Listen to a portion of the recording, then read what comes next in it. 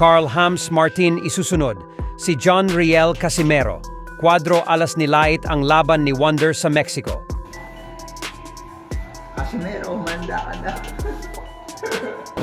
Tapos yan ang pinagmamalaki nila. Mamalaki nila.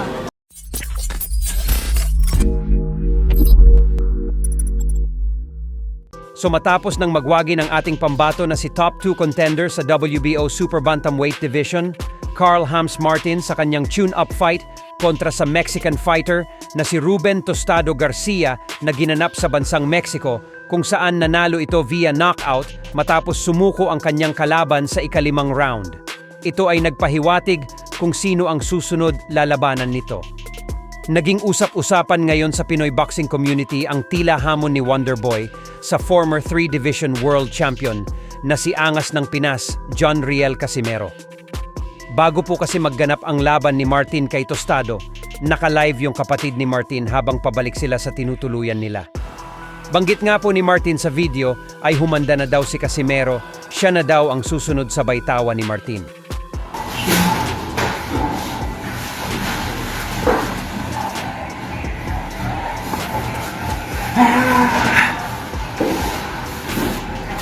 Casimero, manda ka na.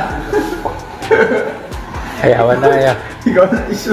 Bagamat hindi malaman kung seryoso si Martin sa pag-call out niya kay Casimero, sinagot naman ito ng mga fans ni Cuadro Alas. Binanatan po nila si Wonderboy na huwag daw subukan ni Martin na labanan si Casimero dahil masisira daw ang karir niya. Meron ding nagsabi na hindi pa daw ka-level ni Martin si Casimero dahil si Casimero ay former 3-division world champion habang si Martin hindi pa daw nagiging world champion. Samantala, may banat nga din si Casimero kay Martin naging laban nito kay Tostado Garcia. Sa live ni Cuadro Alas, sinabi ng kakwentuhan ni Casimero, lumaban at nanalo daw si Martin sa boxer na hindi daw nakarank habang si Martin ay top 2 contender. Dagdag pa na nagkukwento kay Casimero, parang gym lang daw yung location ng laban ni Martin. Sagot naman ni Casimero, yan daw ba yung pinagmamalaki nila? Si Martin kay panalo siya pero ang kalaban niya kay wala sa ranking. Ha? Si Martin ba? Oh, Panalo pero ang kalaban wala sa ranking. Abnormal. Hindi kilala. Yung location ta, parang gym lang.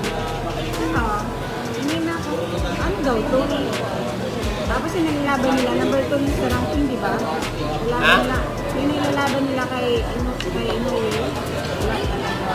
Talo na naman tayo nila.